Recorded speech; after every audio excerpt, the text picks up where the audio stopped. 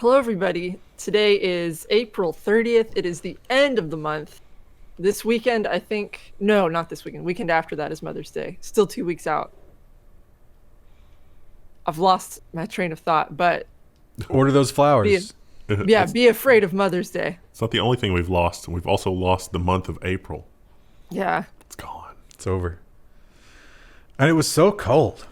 It was very cold this month. But it was not as cold in your garden, Krista, as it gets on the surface of Mars on the dark side.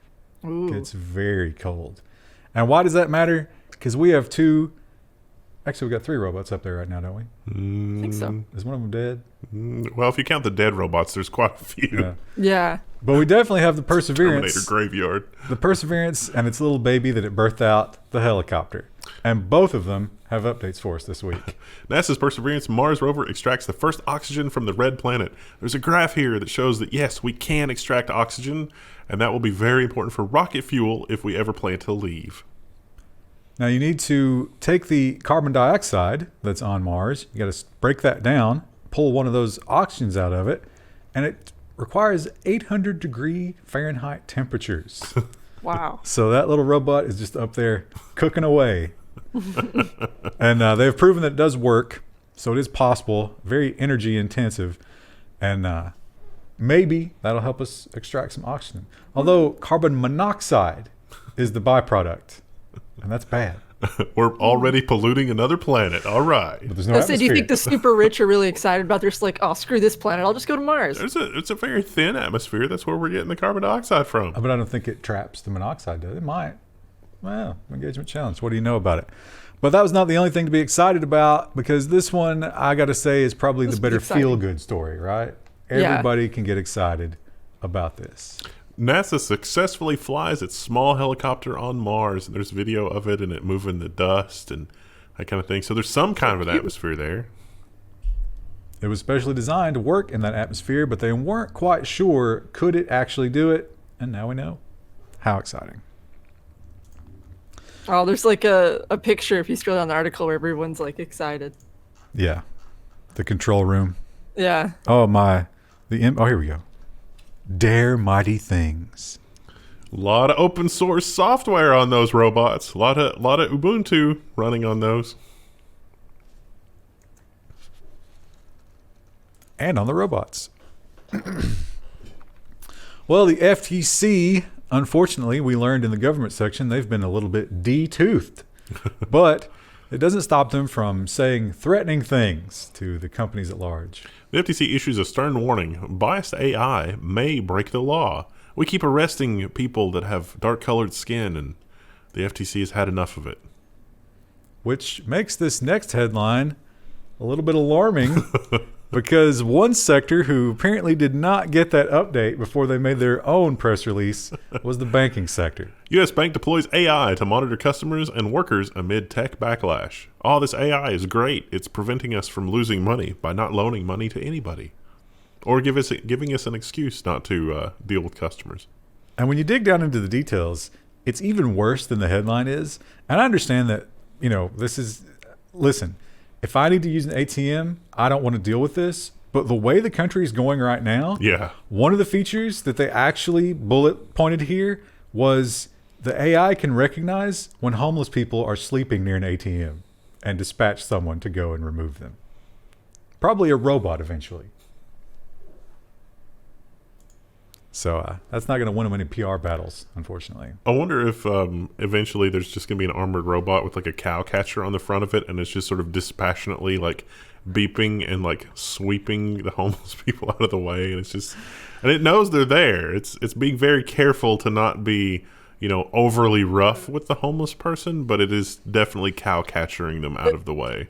It'll probably go beyond homeless people eventually. It's anyone who's existing in public without buying something. That's very sad for the future of humanity. Or it could scan the near field communication in your wallet to see if you're carrying a card from that bank.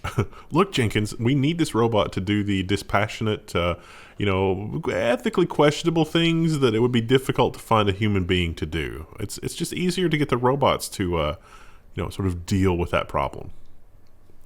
Well, speaking of PR disasters, we get these pretty often. And sometimes, you can make the argument, it's like, well, these things happen. But sometimes there are mitigating circumstances that are hard to explain. This is definitely one of those times.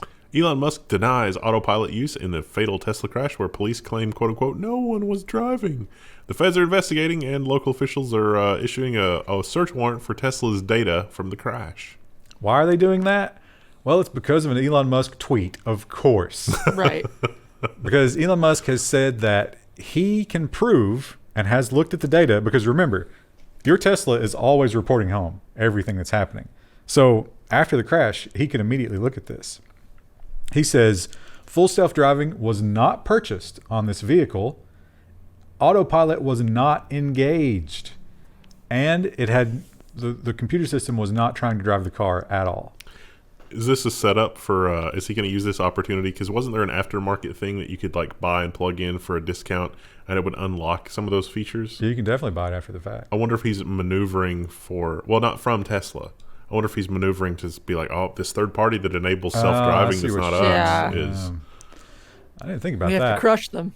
But the question becomes, here's the thing about it. What you say explains it. That is the only explanation I can think of. Because the question is, if it wasn't full self-driving and no one was in the driver's seat, how did the system not recognize that as a failure to properly monitor the driving? Yeah. It's been modified. Although, another thing that I thought of, both these guys died. They died in the fire. Because it went to 90 miles an hour? 90, yeah, and hit a 95, tree. yeah. And it was one of these where they had to, put 1 billion gallons of water on it. Could that impact, a 90 mile an hour tree impact, couldn't that have moved them around in their seating positions? Not if they were buckled in. I don't know if they released that detail. No. But after a fire, could you know? You probably could know, yeah. Because the buckle would be clipped in still, because it's metal on metal. The other thing is the Tesla driving thing doesn't work if there's no lines on the road. And there's definitely no lines on the road where this was. But it also, isn't it hands on the wheel? Well, it's hands on the wheel, somebody in the driver's seat, and some other things. So many things. Yeah. should have Multiple stopped it. redundancies that should have caught this before it happened. So it's probably something they did to the car if it was a self-driving thing. That is going to be a massive blow to right to repair. If Yes. that's what Yeah. it is. That's really unfortunate. Couple of idiots. Yeah. Tesla owners. Google has a translation system that I think we all use sometimes more than we should because it doesn't seem to be perfect at all. Somebody is relying on the algorithm to do something that, without considering that the algorithm is not perfect at things. Yeah, if you're going to do a multi-language website and you're thinking you can just Google Translate, don't even. No. No. Oh Don't my even try gosh, it. no. And this is a perfect example of why you shouldn't do that. Google Translation AI botches legal terms enjoin and garnish, according to research. So this is a Reuters article that talks about the dangers of using AI to do translation. And this is actually causing a problem in legal circles with actual lawyers because they're trying to use this for translation services, and it's not great. So the word enjoin, the AI, based on context, can interpret as either positive or negative. And in some cases, there was a law that said the CIA had to use violence or something like that. So I'm sure they would love that. Can't count on the old translation AI yet. Sorry. And when it comes to robots that stack boxes, of course, we've seen them all, and they're all impressive. But this one has put all of his skill points into speed. That's everything that he lives for is speed. Gotta go fast. No human can match the speed box unloading robot named after a pickle. Able to move 1,600 boxes an hour. Oh, it crashed. What just happened? Oh, that was the display driver. So, Probably didn't affect them. Woo! So yeah, here he is. I don't know why there's a fog machine in this picture. Because we have to make So it it look looks cool. I guess Maybe that's how he goes so fast. He has to vape to keep his production. Oh up. yeah, that's the helium inside that he's using to cool all those servos that are just going at lightning speed. But yeah, there's a video here that you can watch, and it is impressive. And he does have a 25 kilogram weight limit, but no limit in terms of the shape of the boxes that he can pick That's up. cool. Yeah. Bad news if you're a warehouse worker, but I mean, it is kind of cool. Seems like everything these days is bad news if you're a warehouse worker. I don't really know if it's bad news if you're a warehouse worker, because this is what they want you to be. This is the impossible body/mechanical standard that they want you to be. So don't aspire to be that. You know what? You're right about that. And because of that, I need to resort. Because this headline certainly points that out. And as usual, the Amazon PR team really overlooked an important piece of hypocrisy before they let this out. What are they thinking? Yeah. I mean, after last week's faux pas, you'd think they'd be trying harder. Bezos says Amazon workers are not treated like robots, and unveils a robotic plan to keep them working. He didn't specifically mention the peeing in the bottles, though. So, Amazon had their meeting with Congress, and they said, no, the peeing in bottles thing is completely overblown, blah, blah, blah. And when, the Congress critters were somewhat prepared for that, and it turns out that what Amazon was saying was technically true. Those are not Amazon employees. Those are contract third-party drivers for Amazon that mostly have to pee in the bottles. But then there are warehouse workers that also pee in bottles, and so then they walk that back and said, okay, yeah, we have a little bit of a problem. We need to work on that.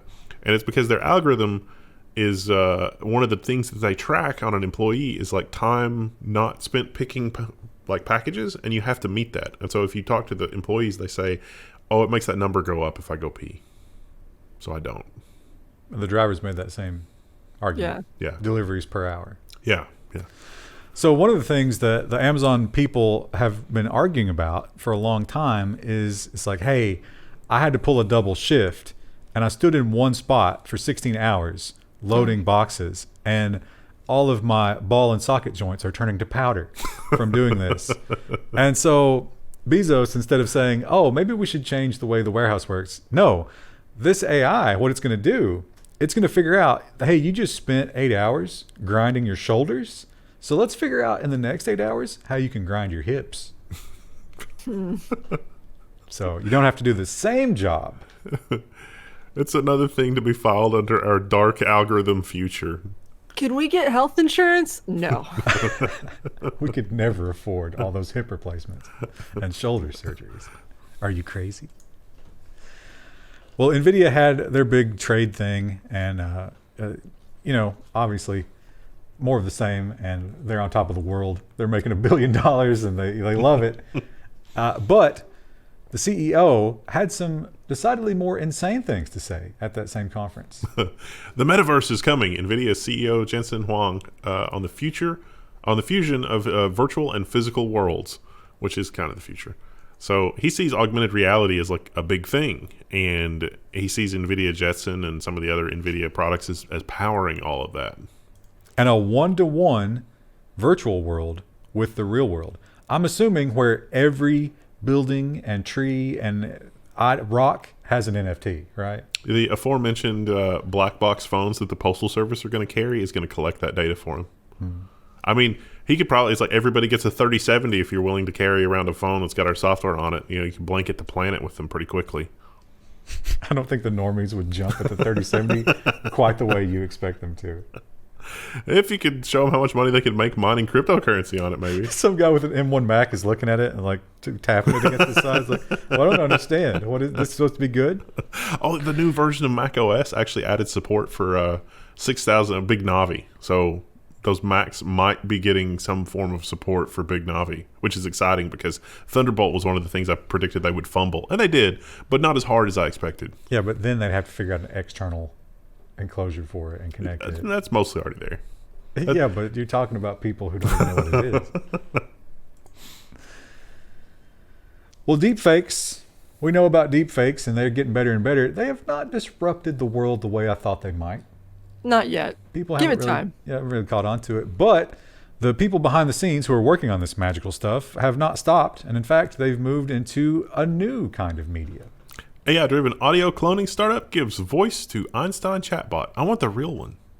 I want a real Einstein chatbot. We could maybe retrofit Stacy.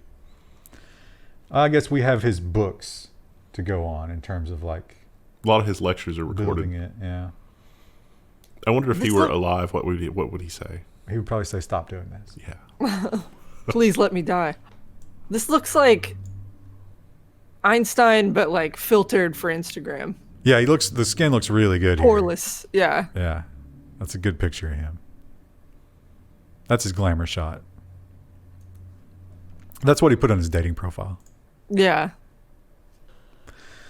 Well, I don't drink coffee, but Wendell, you drink a lot of coffee, and you're addicted to the, what's the flavor you like? Hazelnut. Oh, yeah, the Panera hazelnut. Paneras are going out of business because of the pandemic. What if Panera goes out of business? I'll be all right. I like tea better, but coffee's less work. I think ours has done okay. We have a drive-through at ours. Well, I wasn't familiar with this. I mean, I guess on some level I knew that it had to happen, but apparently there is a huge behind-the-scenes industry when it comes to grading coffee beans. That was Starbucks' secret, is they equally burned all the coffee, and so you get a consistent coffee experience, even though it's not... But I think grading happens before you roast. Yeah, but they put it all together in one big giant... Oh, you're just saying they get the garbage beans and it doesn't matter if... Okay. So, but not everybody does that, and I guess there is a huge demand for the higher quality beans. Now, there is a job, which they describe here, which sounds very involved, where you spend all day tasting beans, and you rank them based on how good you think they are, and add that to the list of jobs that won't be needed anymore. The quality of your coffee may soon be judged by an AI. So most of the time, it'll be fine. But every now and then, that coffee is going to taste like raw sewage, and the AI is going to say, I don't know, it should be fine. I don't know. Literal raw sewage. So yeah, they're going to use this little device and scan the beans, and you do have to train it to give it what you're looking for in terms of the bean. But once it's trained, apparently it can rate them all day long. It's scanning this pile of beans and it says demonetized. I don't understand. Wouldn't this be very? I mean, this is true of any AI thing we talk about, but like, wouldn't it be very heavily skewed to whoever originally tasted it and like made their grade? Yeah. What if you don't have the same taste as that person? But see, that's true. So it turns out either way, I guess. It turns out there are government employed bean testers, and then every coffee company has their own bean testers. It's like the government peanut butter.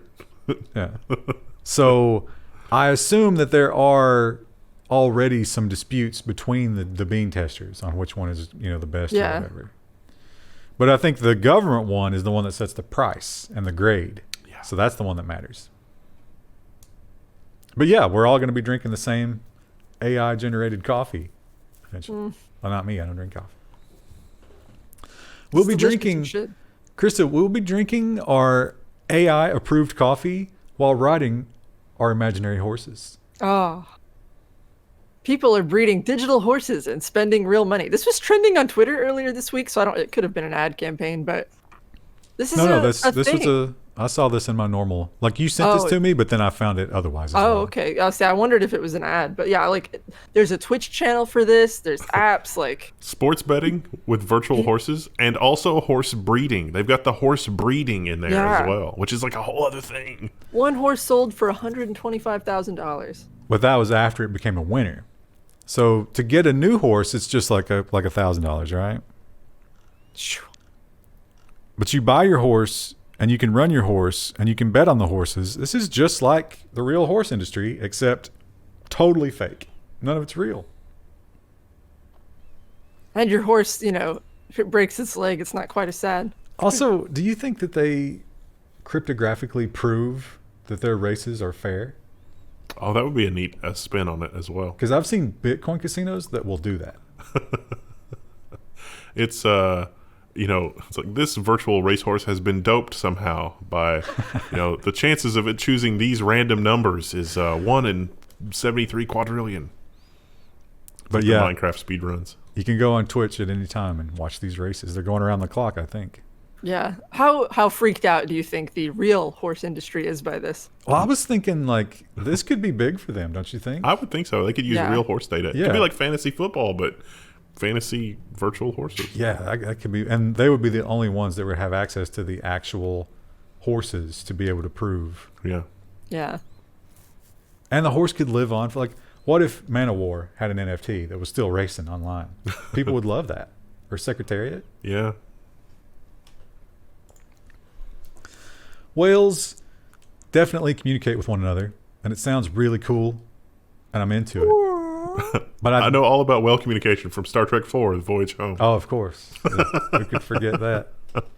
That was one of the most un-Star Trek-y Star Treks at that point. Yeah. Were you angry about that? No. You liked it? I like that because Okay. Star Trek 3 was a little difficult to follow as, like a 6-year-old or an 8-year-old or whatever I was. I thought, take Star Trek out of it, that movie was still pretty good on its own. Yeah. Yeah, it was just a fun, feel-good, like, maybe we should try to save the planet before we all die. But, since we are not Vulcans, I don't think that we're going to be able to accomplish this, even with AI. Oh, nice reference. Groundbreaking effort launched to decode the whale language. Gracie is pregnant. I think you have this idea that because you love Star Trek, nobody else knows Star Trek. No, I think that's not true. But other people know Star Trek. But do other people know Star Trek well enough to just casually insert, pretty good reference there? I mean, that was only a relatively minor part of the movie. Only the people who have seen that movie. The beauty of the internet is that normally if you were to make that sort of reference at like a family gathering, you would be looked at strangely. But on the internet, at least 10 people will know what you're talking about. Engagement challenge. Or one other person at the table would like chuckle at it, and then you spend your whole rest of the day hanging out with them. Yeah. Getting away from the misery. And slowly building a file in your head on that person why you must never hang out with them. But no, you As want was to the hang out case with with them. me. No. Nobody's saying that the reality would turn out to be disappointing after that. Uh, I definitely it drives me a little bit crazy, and I know you do it on purpose, but you constantly troll with the references, and the people will constantly comment. It's like, oh my God, Wendell, I love that reference. It's fine. That engagement, though. I sneak in a lot of puns too, and don't really call it out. Sometimes I completely miss them, but sometimes Yeah. I ignore them. You get some good ones in too that go over my head. So I mean, it's turnabout's fair play.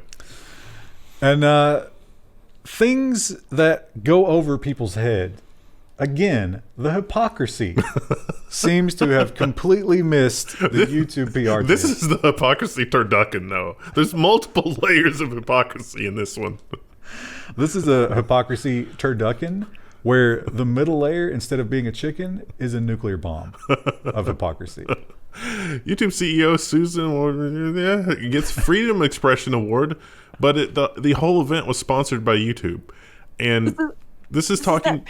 Go ahead. Sorry, you go. I was gonna say this is just like that picture of Obama awarding Obama with an award. Like, good job, mission accomplished. It's like YouTube is very important for free speech, and it's like, but But there isn't any. yeah, I mean, I can do 50 different really innocuous things right now to demonetize this video.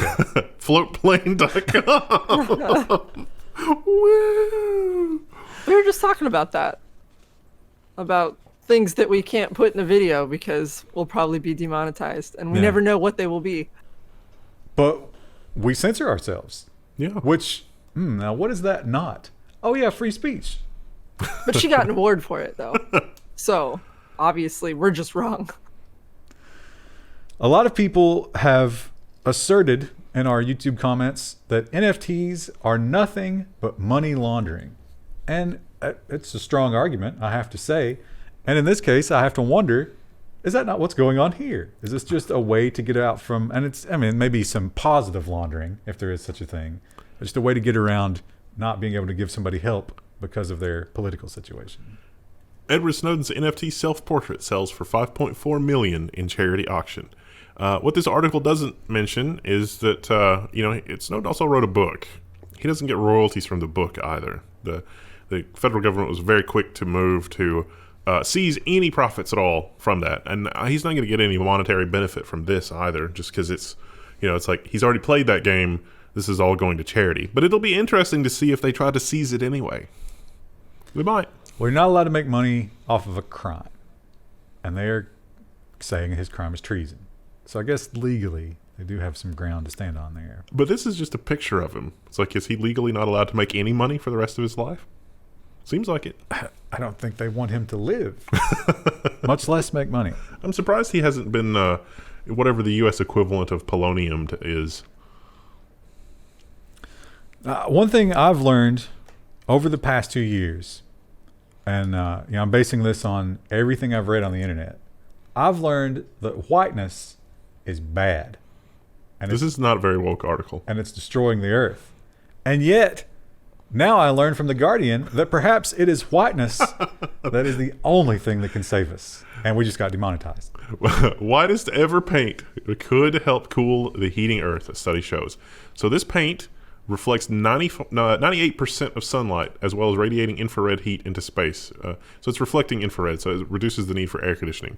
So let me tell you, the building here, we switched from a black tar roof to a white roof, and it reduced the air conditioning energy load by about 70%. What are you saying? Oh no! What have I done? Chrissy, you are Cancel. constantly... Roll it back. Cut. Chrissy, you're constantly at war with the sun. Are you just going to drape yourself in this? No, I'll just continue, wearing long sleeve shirts and, covering myself in paste like Mark Zuckerberg. And only feeding at night? Yes. But that is cool. That is a neat material that they're able to do that, because normal white membrane doesn't reflect infrared. Chrissy, you should get some of this and get some Vanta Black and do like an art project with the two. How cool would that be? Just drape you could do like a roof, half of that, half in that. Though I think we would know immediately what would happen. We would know. Yeah, one side of the building would be hot. Unbearably hot. It'd be great in the winter. You might be able to use the thermal gradient to generate some kind of energy, or to do some kind of work. Have water moving somehow, Yeah, maybe. like cycling. Do you remember what the date is when they're going to declassify this? I thought it was supposed to already the happen. Summer, right? Yeah. Soon, if not already. So we might get more information about this. But in the meantime, I guess this happened in 2019, but it became popular this week for some reason, and it forced them to talk about it. The Defense Department confirms the leaked video of an unidentified aerial phenomena is real. This looks an awful lot like the shape that was in that U.S. Air Force patent where they were talking about superluminal acceleration and stuff. The shape of this craft seems awfully similar to that. Or it could also be a lens artifact. When it comes to when the coming alien war starts and we have to choose a side, are you going to choose Team Hot Dog or Team Pyramid? Probably Team Pyramid. I feel like I'll go with Team Pyramid as well. Krista? The triangle is the stronger shape in terms of like constructing furniture and buildings. Yeah. So I'm gonna say that's true of the aircraft as well. It's more load bearing. I like that about it. Something It's easy to make on a joke. T-shirt, so they can identify me as a member of their team. And a cool triangle pyramid tattoo, that's cooler than a hot dog tattoo for being sorted. Yeah, definitely Team Pyramid. Engagement challenge. I love including these stories because this just keeps escalating. And the rampant deaths that keep resulting from it are not slowing anybody down. Where does this madness end? I'm not going to say that for fear of demonetization. The awful blast that rocked the NH town was a gender reveal explosion, police say. The person responsible has turned themselves in. It was apparently a lot of Tannerite. They used a lot 80 of pounds. And made a very large explosion. One tweet, someone claimed it cracked their foundation in their home. Wow. Could this headline go on Mike Lindell's social media? No. Is that the Lord's name in vain? Krista, you rule on that. Is this okay for, what was the name of it? Frank. Can we post this on Frank? No, you could not. He also has something against Nietzsche, so, I think a lot of people do. This is definitely my favorite headline of the week. And I constantly, listen, it's nothing but Nestle water in here. And I just like the flavor of it, but I like to trigger people by talking about what a good company they are, knowing full well that they are slavers and one of the most monstrous corporations to ever live. And Amazon, we've just spent a lot of time talking about Amazon. Every week. So this headline, what were they thinking? Reuters reports that Amazon and Nestle have joined together in a public-private plan to save the world's forests. From themselves? There's a lot of words in this article, but with their combined economic power, they could just go plant a bunch of trees. And that seems way less complicated than what they're proposing here. They could just buy the Amazon. Here's an idea, Amazon. Please make it easier for me to do eco-friendly packaging instead of having to email someone and then never get a response. Well, that's going to be a They won't profit do center, that. Krista. You can't really trust them to do that. So I guess they're going to throw some money at that situation.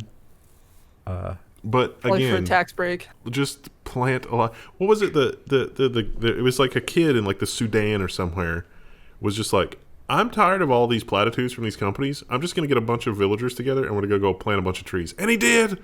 And it worked. And it's great. They did like the drone shotgun tree farm. Remember that? Yeah. That worked really well too. We need those people. Those people need to be in charge, and there need to be monetary fines for these companies if they're just screwing around. But you can't, when you plant trees in an area, you can't develop it and you can't farm there. Well, that's the And idea. that's why they're, yeah, but we need, listen, the population has to be fed. In order for us to save the Amazon, we're going to have to raise this one part of the Amazon so we can really like get started properly. Exactly. Yeah. To put this fire out, we got to start a smaller fire over here. Actually, that is a way you put fires out. I shouldn't use that example. Engagement challenge, actually. And this story points out something that I think is one of the biggest issues in our time, and that is the fact that we cannot trust scientific papers and research because it is bought and paid for, and they have no shame, and apparently they don't think anybody's ever going to read these things because this is insane. Scientific paper claiming smokers are less likely to acquire the thing responsible for our current global situation has been retracted over tobacco industry links. Analysis of the paper identified several biases which may give the false impression that smoking is protective.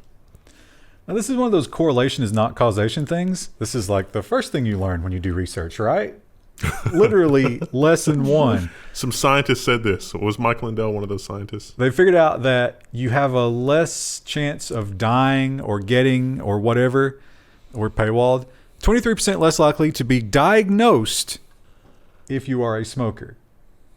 Correlation is not causation. I don't think it's the cigarettes that's saving you.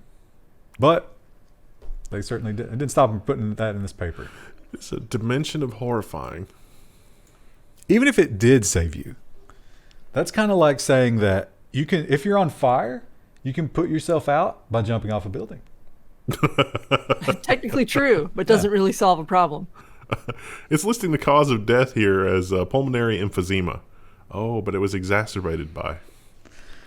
Now let me throw out a little scenario for you, because how many times have you found yourself in this situation? I know I find myself in this situation countless times.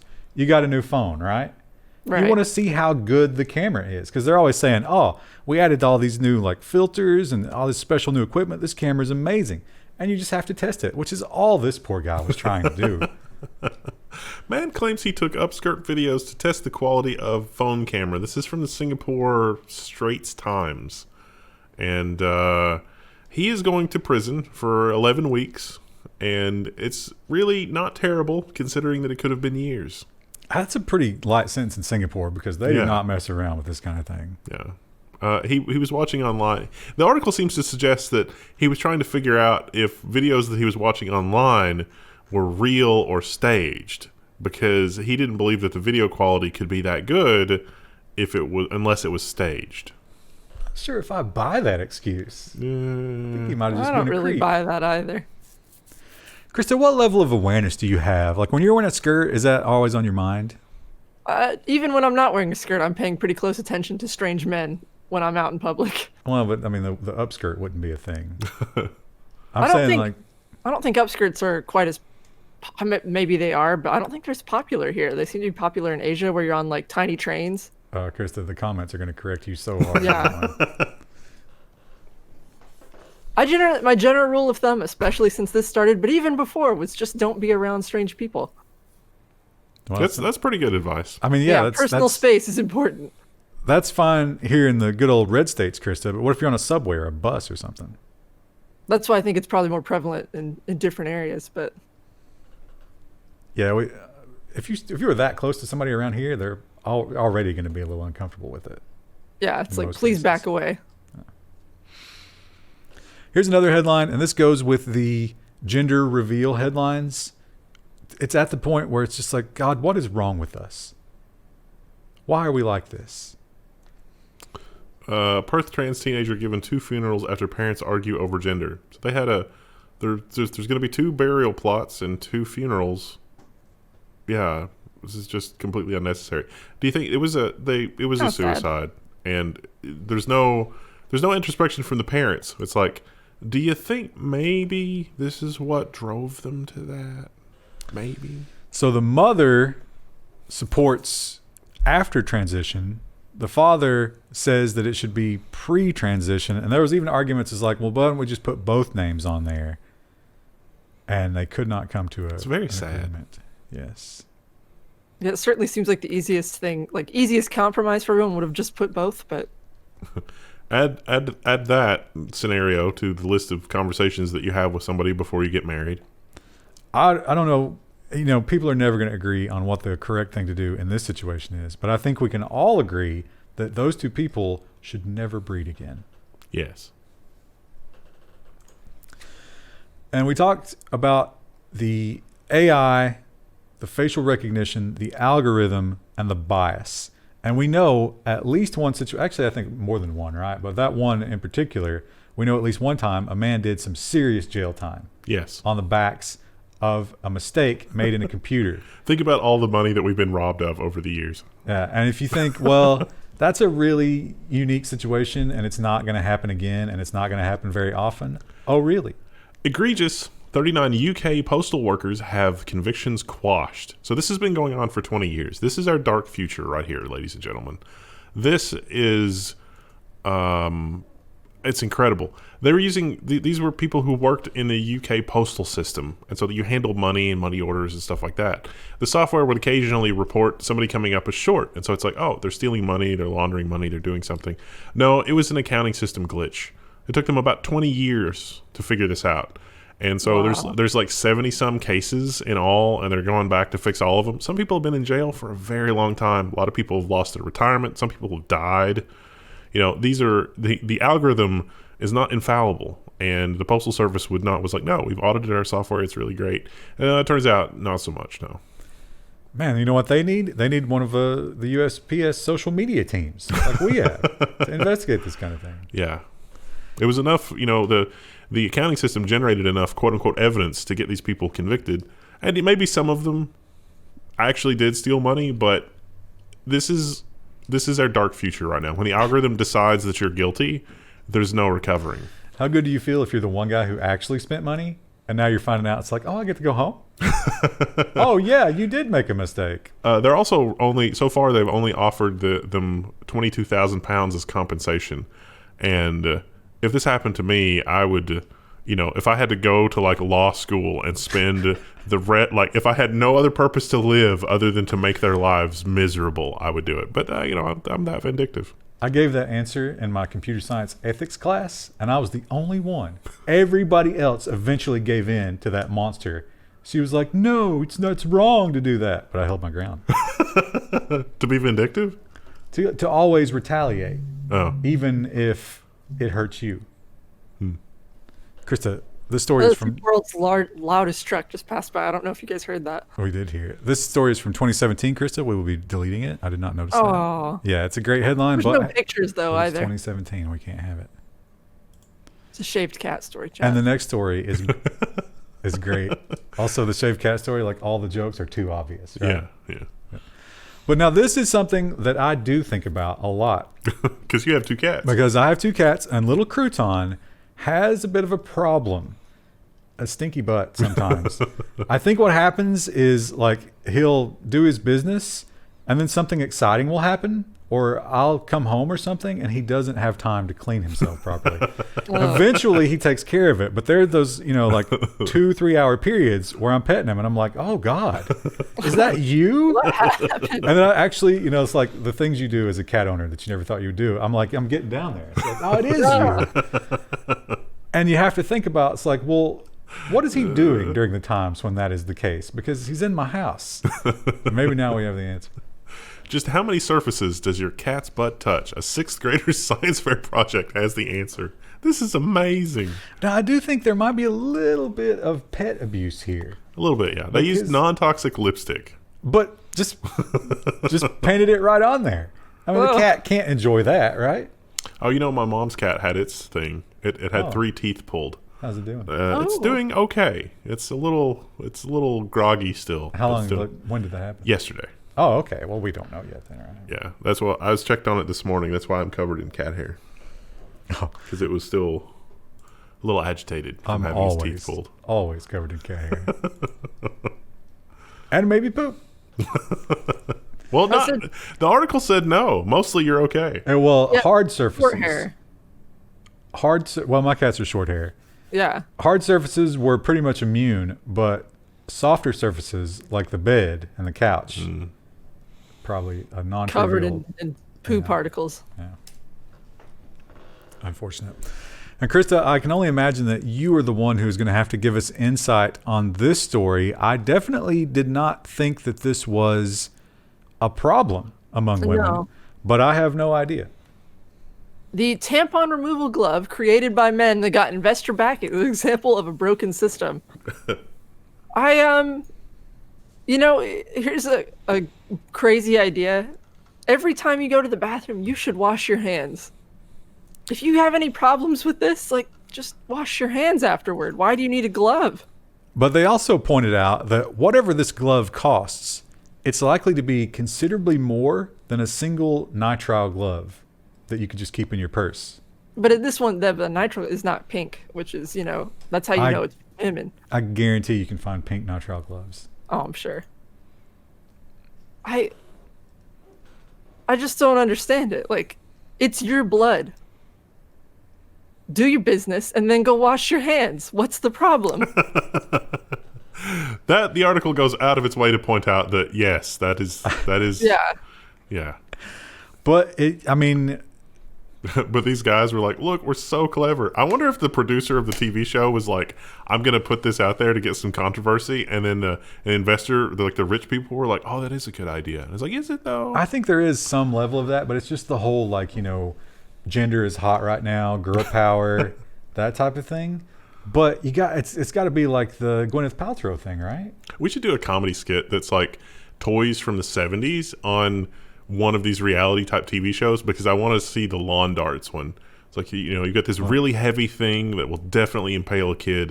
It's like you throw it in the air. It's like, oh no, you're just supposed to gently toss it. But what happens if you throw it really high up in the air? And it's like, oh, well, some people could die. Well, that sounds great. Saturday Night Live did that. Have you seen Dan Aykroyd? And he's like the shyster toy salesman. And he's bringing out the new line of toys. And he's like, oh, yeah, bag of glass. I got a bag of glass. Kids love it. They had a teddy bear with a chainsaw in it. It's just really dangerous stuff. I've only seen The Amazing Laser and Happy Fun Ball. And those are... I was laughing until my eyes were watering. Do not sell to Arab terrorists. Well, we've learned a lot this week. I think most importantly, we've learned that Faygo diet soda does not stand up to the test. No. And that it leaves orange stains on everything. Still there. Human flesh. Still there. We should do an update when we do the stream later and see if it's still there. So, Krista, give us a unremovable orange stain goodbye. Oh, wow. That really... You could take that political, couldn't you?